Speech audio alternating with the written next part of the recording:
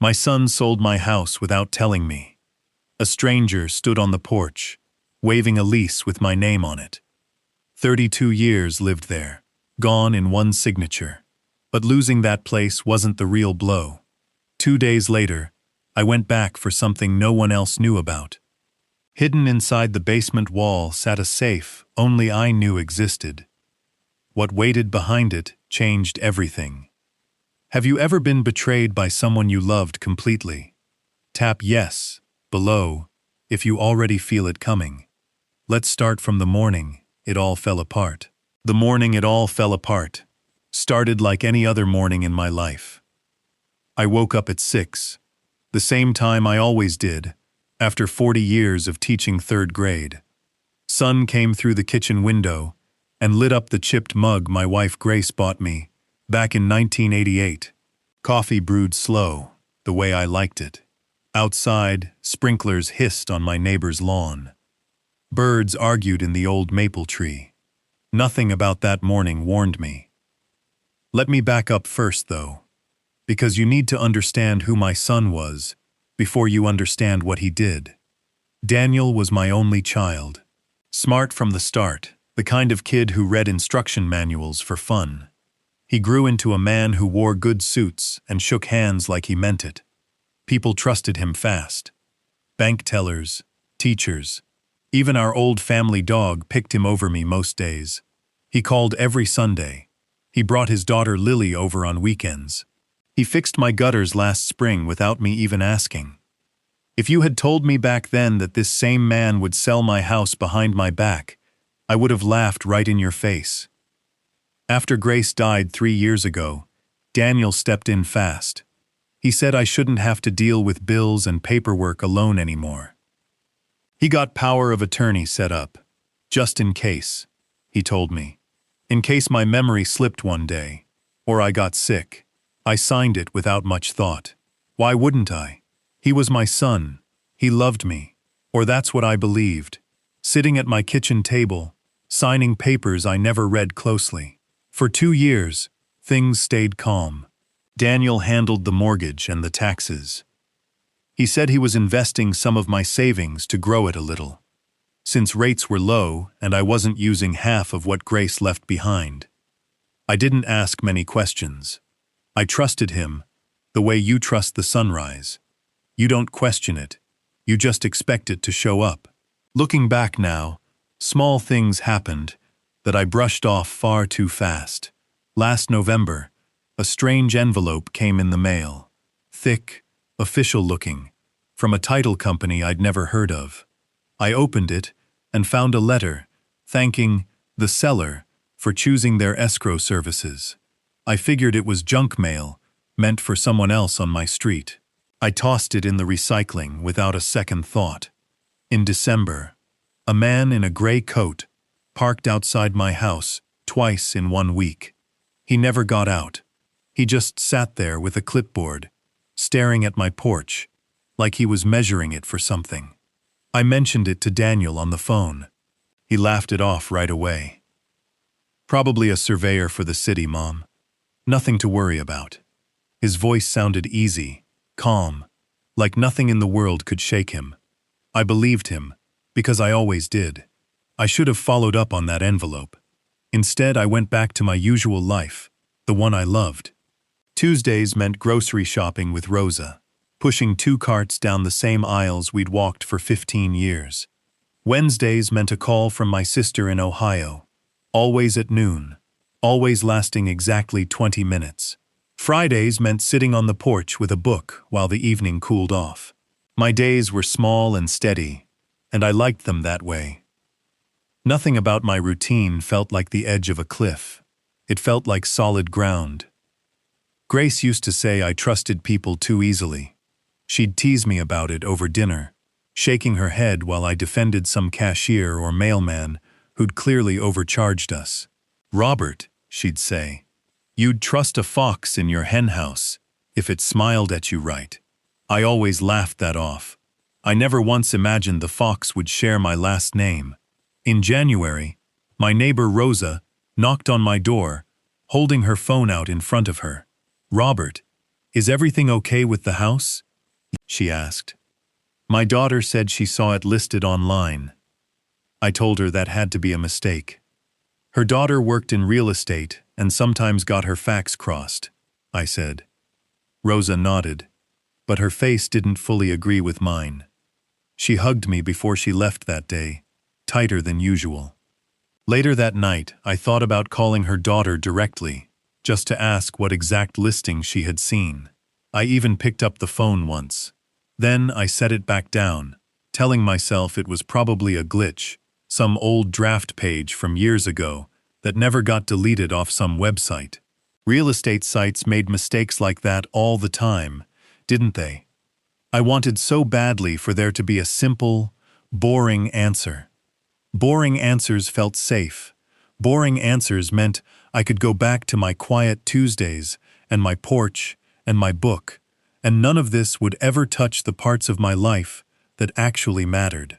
That same week, my granddaughter Lily came over for cookies after school, the way she always did on Thursdays. She's 9, sharp as a tack, and she doesn't miss much. While I rolled out the dough, she said something that stuck with me longer than it should have. Grandpa, are we moving? I stopped rolling. Moving where, sweetheart? Daddy told Mommy on the phone that the house sale would close soon. I heard him through the door. Kids get things wrong all the time. That's what I told myself while I pressed cookie cutters into the dough, my hands shaking just slightly, though I didn't notice it yet. I told her she must have misheard. She shrugged and asked for extra chocolate chips, and just like that, the moment passed. Or I let it pass. There's a difference, and I understand that now. I called Daniel that night anyway, because a small itch had started under my skin and refused to go away. Hey Mom, what's up? His voice came through warm and easy, like always. Lily mentioned something about the house, about selling it. He laughed, quick and light. Kids mix things up. I was talking to Sarah about the market, that's all. Prices are wild right now. I wasn't talking about your place. You're sure? Mom, come on. Why would I sell your house without telling you? That's insane. He said it so plainly, so simply, that I felt foolish for even asking. I apologized for bothering him. He told me not to worry and to get some rest. I hung up and made myself a cup of tea, and I believed him completely. That belief lasted exactly 9 more days. On the 9th day, a car I didn't recognize pulled into my driveway around 10 in the morning. A woman stepped out first, maybe 30 years old, clutching a folder against her chest. A man followed behind her, younger, carrying a tape measure and a small notebook.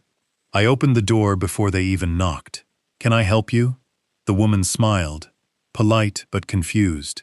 Hi, we have a walkthrough scheduled for 10. Is the seller here? Or should we start with the exterior first? My stomach dropped straight through the floor. Walkthrough for what? She checked her folder, flipping a page. For the property sale.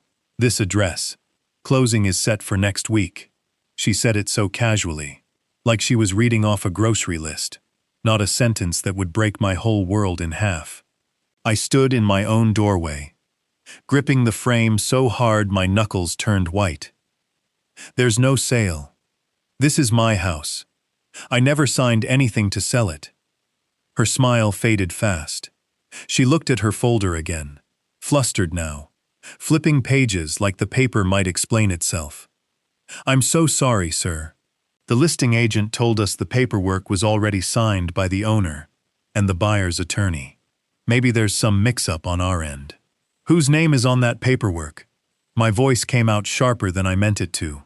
She hesitated, glancing at the young man beside her before answering. The seller's name listed here is Robert Marsh.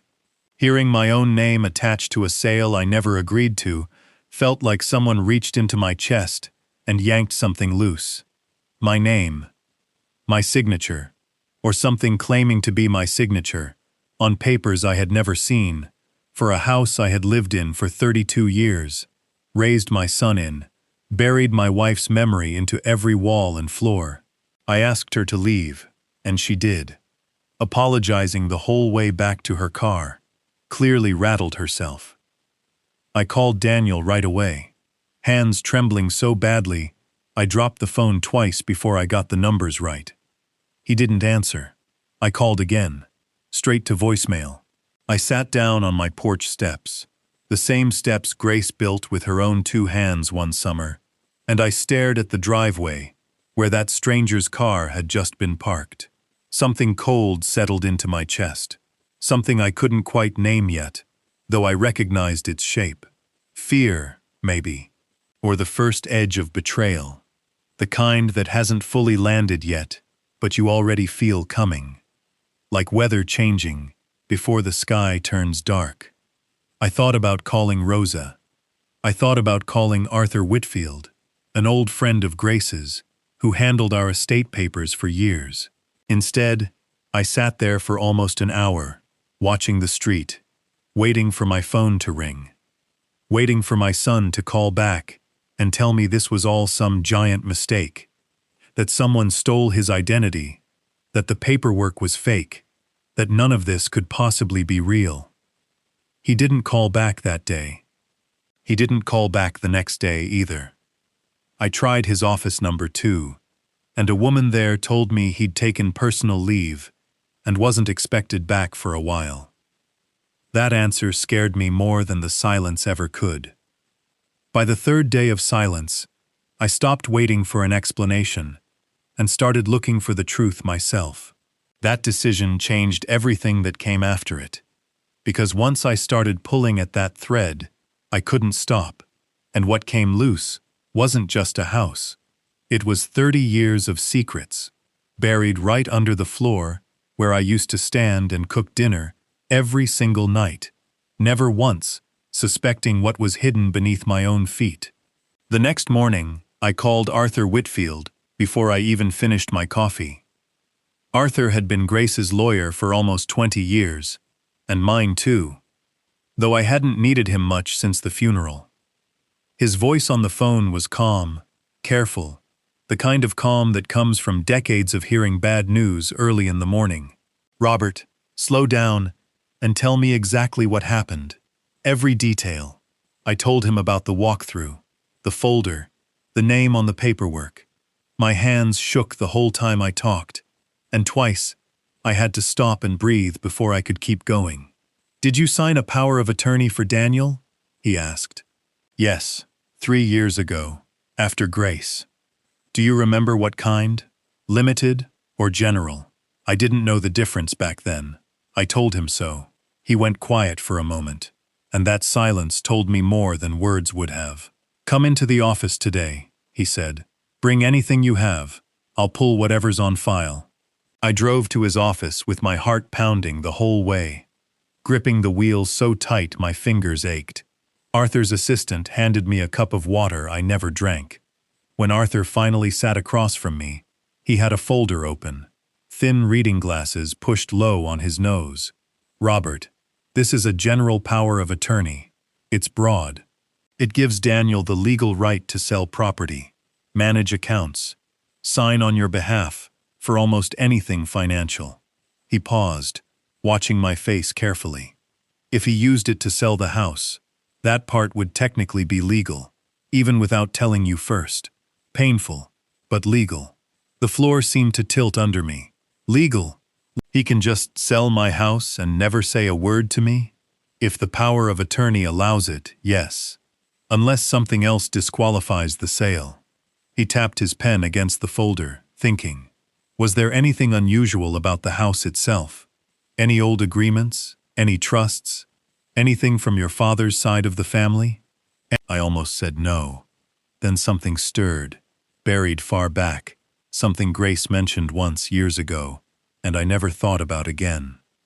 Grace talked about a trust once, something her own father set up, way back. I never saw the papers. She handled all that herself before she got sick. Arthur leaned forward. "Do you know where those papers might be?" And that's when I remembered the safe. Grace built it into the basement wall herself, back when Daniel was still in grade school. She kept it hidden behind a section of shelving, and only the two of us ever knew the combination. After she passed, I never opened it. Grief does strange things to a person. Some doors you just can't make yourself walk through, even years later, even when you know exactly what's behind them. There's a safe, I told Arthur, in the basement. I haven't opened it since Grace died. Go home, he said. Open it. Bring me everything inside. Today, if you can. Before I left his office, Arthur pulled one more thing from his files. An old letter Grace had sent him years earlier, sealed and marked, "Open only if Robert asks about the house trust." Arthur hadn't opened it either, out of respect, waiting for exactly this moment. He slid it across the desk to me, unopened. Take this too. Whatever's in there, you deserve to read it before anyone else does. I drove home faster than I should have, hands trembling on the wheel again, though this time it wasn't only fear. Something else had crept in alongside it, something sharper. Hope, maybe, or the first small spark of fight. When I got home, I went straight to the basement stairs. They creaked the same way they always had.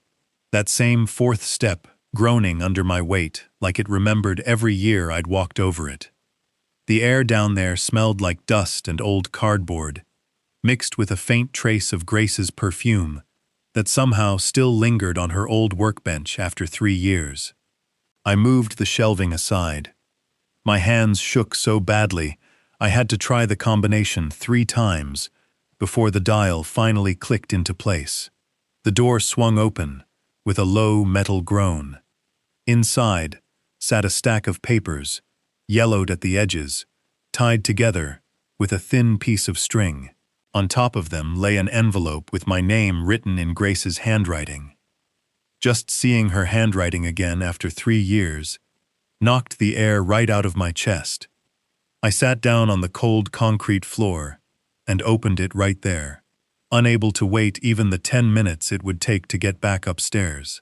Robert, it read, if you're reading this, something must have happened that made you finally come down here.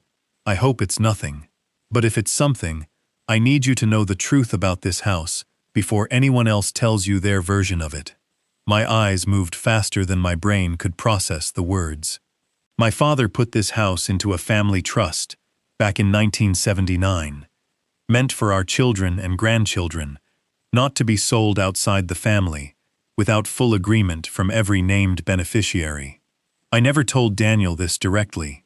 I worried about what he'd do with that kind of knowledge. I love our son Robert, but I've watched him struggle with money in ways he never let you see. Debts, bad investments, a gambling habit he thinks he's hidden well. I've paid off 2 situations myself, without telling you, because I didn't want you carrying that weight. If something like what I'm imagining has happened, the trust papers underneath this letter will protect you. Show them to Arthur. He already knows part of this. Protect Lily's future in all this too, whatever you decide. And Robert, please, don't blame yourself for any of it. Whatever he's done, it isn't because you failed him. You never did. I read it 3 times before I could make my hands stop shaking enough to set it down. Daniel. Gambling. Debts Grace paid off in secret, more than once. A trust that made the entire sale illegal from the start, whether Daniel had power of attorney or not.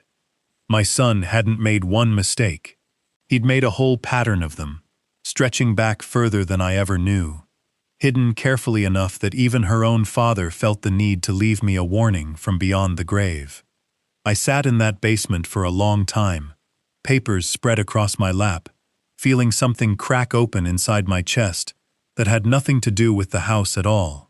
It was the picture I'd built of my son for 35 years, and watching it fall apart piece by piece felt worse than any stranger standing on my porch ever could. My phone buzzed in my pocket. Unknown number. I almost didn't answer. Mr. Marsh? A woman's voice, unfamiliar, professional.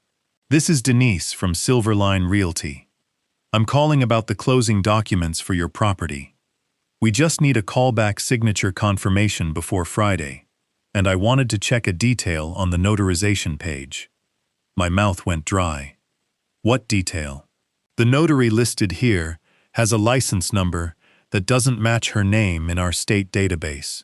It's probably just a clerical mix-up on our end, but I wanted to flag it before we finalize anything. A fake notary, forged paperwork, a trust that made the whole sale illegal in the first place. Everything Grace warned me about was already unraveling in real time, faster than I could even process it. "Ma'am, are you still there?" Denise asked, her voice a little more careful now. "I'm here." I pressed the letter flat against my knee, steadying myself. "Denise, I need you to understand something. I never agreed to sell this house. I never signed those closing documents. Whoever gave you my name did it without my knowledge." There was a long pause on the line, long enough that I heard papers shuffling on her end. "Mr. Marsh, that's a serious claim. Can you hold for just one moment?" I held. My pulse hammered in my ears while elevator music played faintly through the phone, absurd and cheerful against everything crashing down around me. When Denise came back, her tone had changed completely, gone stiff and formal, the practiced voice of someone who suddenly smelled a lawsuit coming from 3 states away. "I'm going to flag this file as disputed and escalate it internally right now," she said. "Please don't sign anything else related to this property until you speak with an attorney." "I already have one," I told her. "He's the one who's going to be calling you next." I asked her to hold everything, told her there was a serious problem with the sale, and hung up before she could argue further. My hands were steady now, steadier than they'd been all week. Fear had burned off somewhere in that basement, replaced by something colder and far more useful. I called Arthur back immediately. "I found the trust papers. And Arthur, there's a letter from Grace. You need to see all of it right now." "Bring it in," he said, voice sharp with urgency I hadn't heard from him before. "And Robert, one more thing. Don't call Daniel yet. Not until we know exactly what we're dealing with, and exactly how deep this actually goes." Before I left the house, my phone buzzed one last time. Sarah, Daniel's wife. I hadn't expected to hear from her at all. "Robert, I don't know what's going on," she said, her voice tight and thin. "Daniel left 3 days ago, and won't tell me where he is. He said he had to fix something before it got worse." I found a stack of unopened letters from some collections agency in his desk drawer. I didn't know what to do, so I called you. My chest tightened all over again, a different kind of pain than before. "Sarah, did you know anything about the house?" "No," she said quickly, almost too quickly. "I swear I didn't. He's been different for months. Secretive, gone at odd hours. I thought it was work stress. I never imagined it was this." I believed her. Whatever Daniel had done, he'd apparently done alone, hiding it from his own wife, the same way he'd hidden it from me. I hung up and looked around that basement one more time. At the shelf, the safe, the old workbench that still smelled faintly of my wife. Whatever calm life I'd been living just 1 week earlier was completely gone now, and I understood, standing there in the dust and the quiet, that there was no version of this story where I simply went back to it. Whatever calm life I'd been living just 1 week earlier was completely gone now, and I understood, standing there in the dust and the quiet, that there was no version of this story where I simply went back to it. I brought Grace's trust papers and both letters to Arthur that same afternoon. He read everything twice, slower the second time, occasionally muttering under his breath. When he finally looked up, his face had a hardness to it I hadn't seen before, even during Grace's illness. "This trust is airtight, Robert. Your father-in-law set it up correctly, filed properly, witnessed by 2 attorneys who are both, thankfully, still alive and reachable. No sale of this property is valid without agreement from every named beneficiary. That includes you, Lily, and technically even Daniel himself, though only as one voice among several, not the deciding one. So the sale is void, and possibly criminal, depending on how Daniel structured it. Arthur set the papers down carefully, like they might bruise. A forged notarization alone is a serious charge. Add power of attorney abuse, and we're looking at fraud, plain and simple. Hearing that word out loud, fraud, attached to my own son's name, felt like swallowing glass. That first night after leaving Arthur's office, I couldn't sleep at all. I sat at my kitchen table, with Grace's letter spread out in front of me, reading it over and over until the words stopped making sense and just became shapes on a page. I thought about every phone call with Daniel over the past year, replaying his voice in my head, searching for cracks I should have noticed. A slight hesitation here, a rushed goodbye there. Signs I'd missed because I never once thought to look for them in my own son. Around midnight, Rosa texted, asking if I was awake. I called her, instead of typing anything back. She picked up on the first ring, like she'd been waiting for exactly that. "You don't have to go through this alone," she said. "Come over tomorrow. I'll make that awful coffee you pretend to like, and you can just sit and not talk if you need to." I laughed for the first time in days. A small, tired laugh, but real. "I might take you up on that." "Take me up on it," she said firmly. "That's an order, not an invitation." I did go over the next morning, and true to her word, Rosa made that terrible coffee and let me sit quietly at her kitchen table for almost an hour without asking a single question. Sometimes the kindest thing a friend can offer isn't advice at all, just a warm room and permission to fall apart without an audience. Arthur spent the next 2 days digging through records, calling contacts at the title company, and reaching out to the county clerk's office. I sat in his waiting room more than once, twisting a tissue into shreds while he worked behind closed doors. Rosa came with me one afternoon, holding my hand the whole drive over, not saying much, just being there, the way real friends know how to be. On the third day, Arthur called me into his office, with news that felt, for one brief moment, like relief. "The buyer's attorney reached out this morning," he said. "They're panicking. Turns out they never fully verified the trust status before wiring funds. If we move fast and file the right paperwork, we can likely unwind this whole sale before it fully closes. No permanent damage to the house itself." I nearly cried right there in his office chair. "So it's over? We just stop it? We can stop the sale, yes. But Robert," he said, leaning forward, voice softening, "that doesn't answer where the money already went, or why Daniel did this in the first place. Stopping the sale protects the house. It doesn't explain the man who tried to take it. That should have warned me.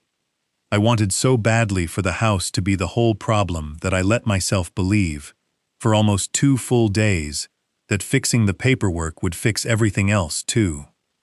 I told Rosa the nightmare was ending. I told Lily, carefully, in simple words, that everything would be okay, that Grandma's house wasn't going anywhere. I even let myself imagine Daniel coming home, apologizing, explaining some desperate mistake that we could eventually forgive, given enough time and enough honesty from him going forward. During those 2 quiet days, Lily came over for cookies again, same as always, and for a little while it almost felt like nothing had happened at all. She sat at my counter, swinging her feet, asking if she could lick the spoon, laughing at a joke I barely remember telling. I watched her and thought, maybe this really is ending. Maybe the worst part is already behind us. I let myself believe it, because the alternative felt too heavy to carry for one more single day. I even called Sarah to share the good news about the trust and the paperwork. She cried a little on the phone, relieved, saying she hoped Daniel would come home soon so they could figure out the rest together as a family.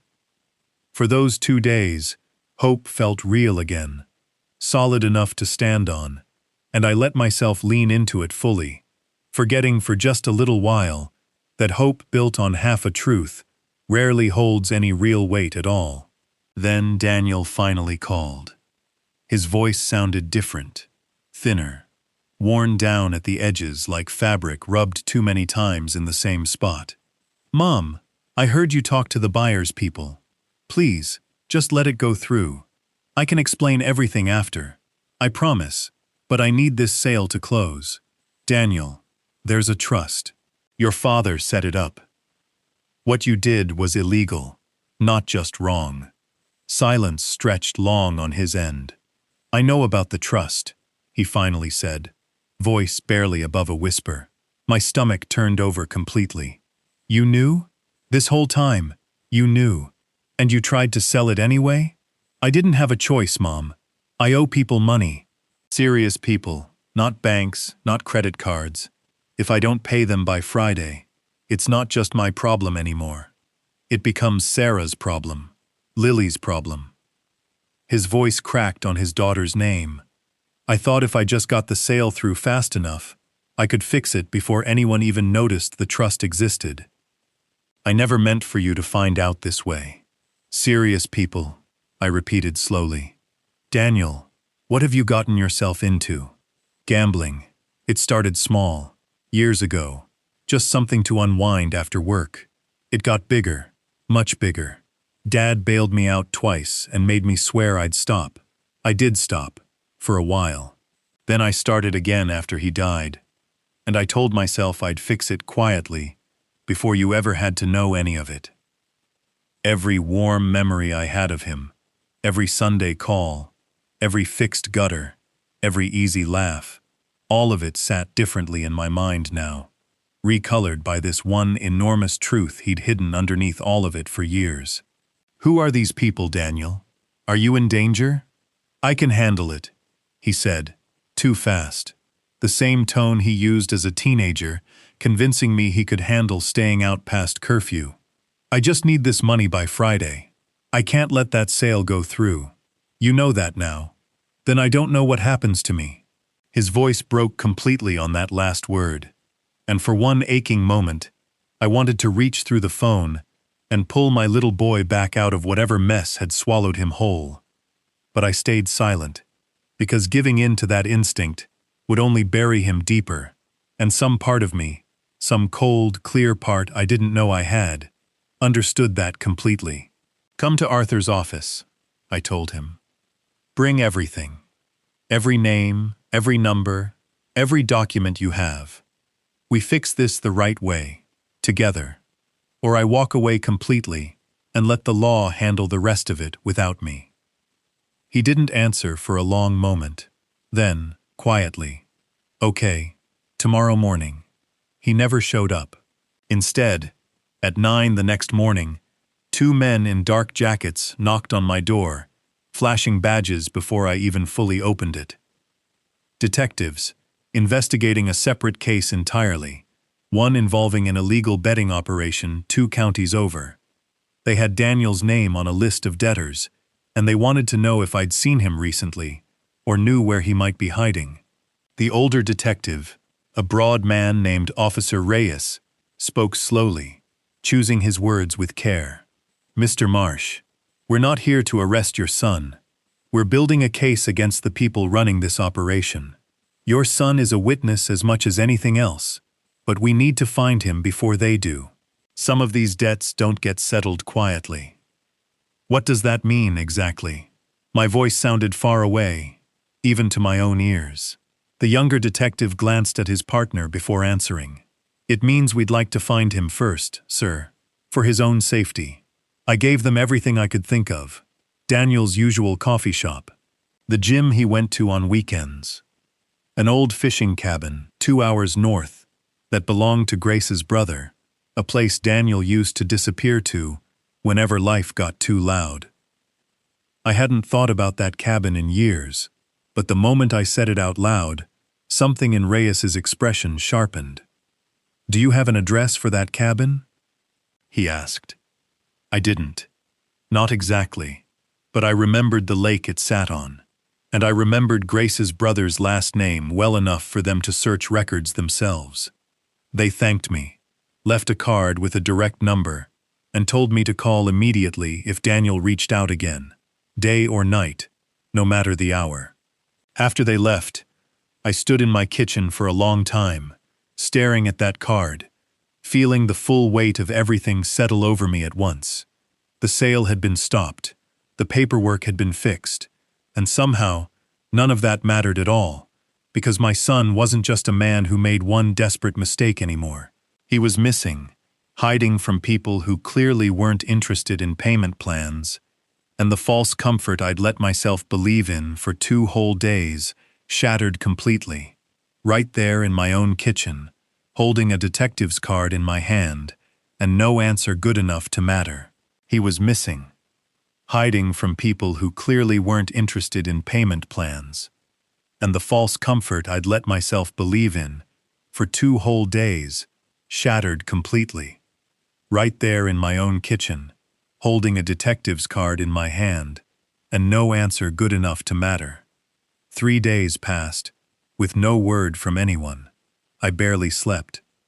I barely ate. Rosa checked on me every morning, and Arthur called each afternoon with updates that amounted to nothing new. Sarah brought Lily by once, and watching that little girl draw pictures at my kitchen table, unaware of how close her whole world stood to falling apart, nearly broke something loose in my chest all over again. On the 4th night, my phone rang at 11, an unknown number again, though this time something told me not to ignore it. "Mr. Marsh, this is Officer Reyes. We found your son at the cabin. He's safe. A little shaken up, but safe." I sat down hard on my kitchen chair, air rushing out of me all at once. "Can I see him?" "He's being brought in for questioning tonight. Cooperating fully. Given everything he's told us, I'd expect he'll be released to you by morning, pending some conditions." I didn't sleep at all that night, sitting up in Grace's old armchair by the window, watching headlights pass on the street, waiting for one particular car to turn into my driveway. Daniel showed up just after 8 the next morning, standing on my porch, looking smaller than I'd ever seen him, dark circles under his eyes, wearing clothes that looked slept in for days. He didn't say anything at first. He just stood there, waiting to see if I'd let him inside my own house, the house he'd tried to sell out from under me only 2 weeks earlier. I stepped back and held the door open. We sat at the kitchen table, the same table where Lily had licked cookie batter off a spoon just days before, and Daniel told me everything, start to finish.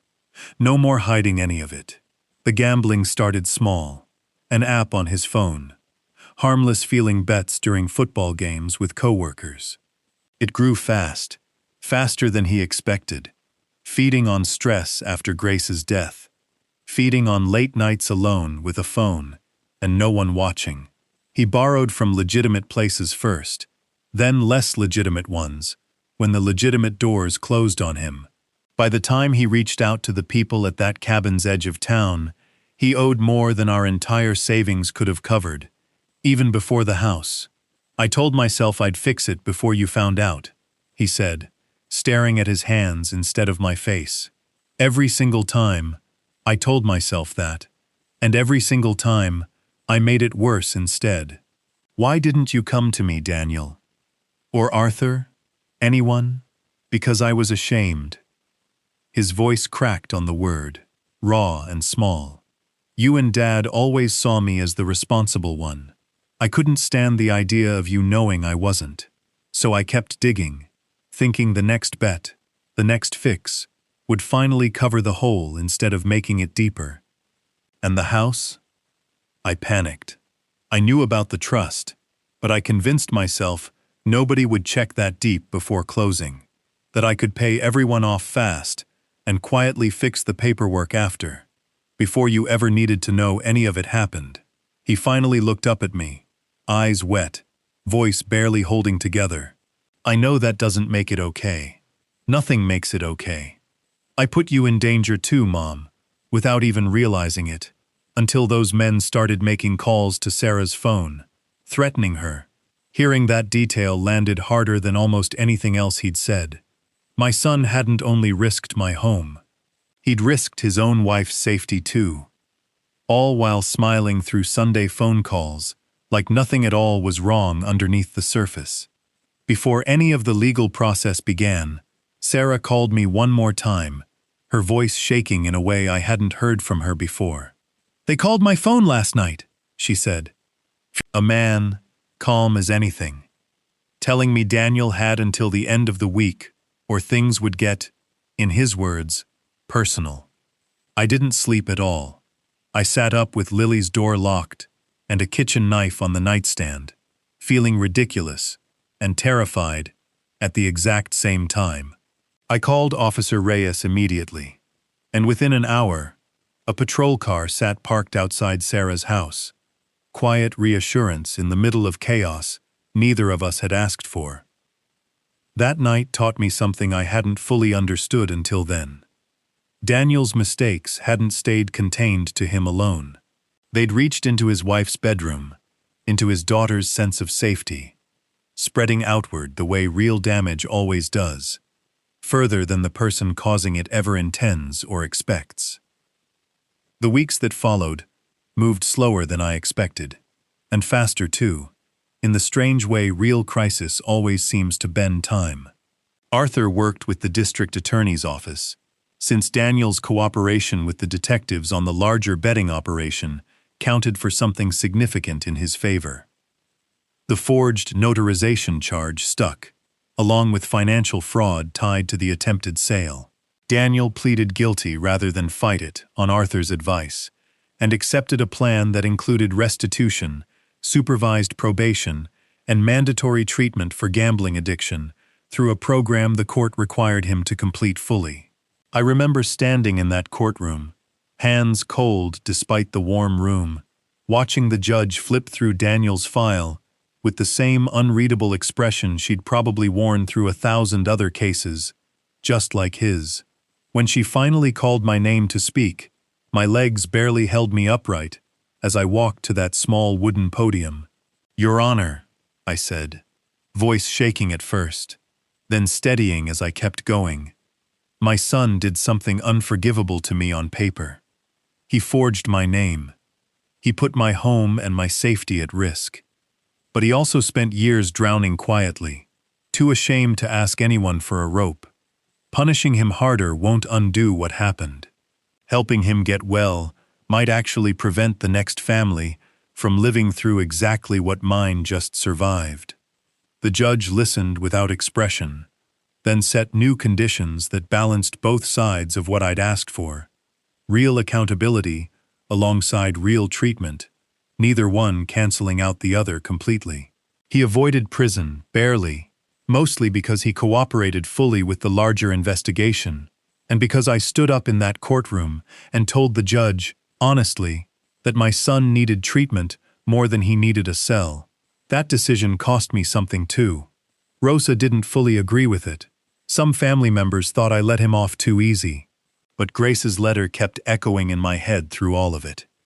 "Don't blame yourself. Protect Lily's future, whatever you decide." I decided that healing my son, even imperfectly, mattered more to me than punishing him completely. The house stayed exactly where it belonged, protected fully by that trust Grace's father built decades before any of us imagined we'd ever need it. Arthur helped me update everything properly this time, adding real safeguards, multiple signatures required for anything major, a designated backup trustee who wasn't Daniel, just in case trust ever needed rebuilding slowly, instead of blindly, all at once. Daniel finished his program 8 months later. Sarah stayed with him through all of it, though their marriage carried new scars that will likely never fully smooth over completely. He calls me every Sunday still, same as before, but the calls feel different now, more honest, less performance, and more actual conversation. He asked me once, quietly, if I could ever fully trust him again. I told him the truth. Trust isn't something you get handed back all at once, like a key returned after a long trip. It's something you rebuild slowly, one honest Sunday at a time, one shown-up appointment at a time, 1 year without a single lie at a time. Lily still comes over on Thursdays for cookies. She's older now, asks harder questions, and sometimes she looks at her father with a caution that breaks my heart a little, though I understand exactly where it comes from. Rosa still hugs me a little tighter than she used to, especially on hard anniversaries.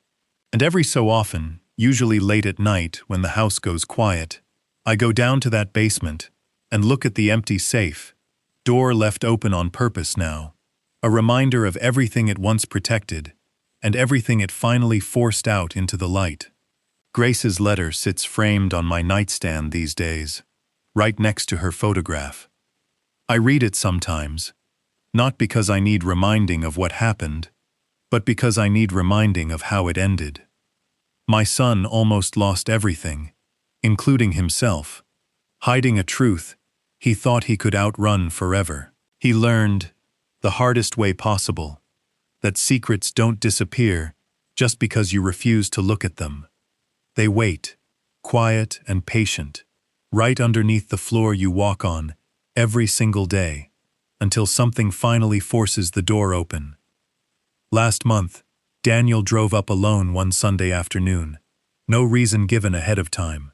He walked straight past me into the basement without a word, and when I followed him down, I found him standing in front of that open safe, staring at it the same way I had the day I first found Grace's letter inside. "I think about what would have happened if you never opened this," he said quietly. "If Dad never wrote that letter, if the trust didn't exist at all." "I think about that too," I told him honestly. "More than I'd like to admit." He turned to face me, eyes tired, but clearer than they'd looked in over a year. "I'm grateful it stopped me, Mom. Even though it cost me almost everything, I'm grateful something did." We stood there together in that same basement, where his father once hid a warning, meant only for me. And for the first time since this whole nightmare started, it felt less like standing over wreckage, and more like standing on solid ground, being slowly rebuilt, one honest conversation at a time. Some families fall apart completely after something like this. Ours came close more than once, but we didn't, not entirely, and I think that's because we chose truth over comfort, even when truth cost us almost everything we had left to lose. But here's what I still haven't told you. Arthur found another name buried in Grace's old files, someone who knew about that trust for years, and quietly chose to say nothing. Next time, I'll show you exactly how one trust clause can protect your family's home before betrayal ever starts.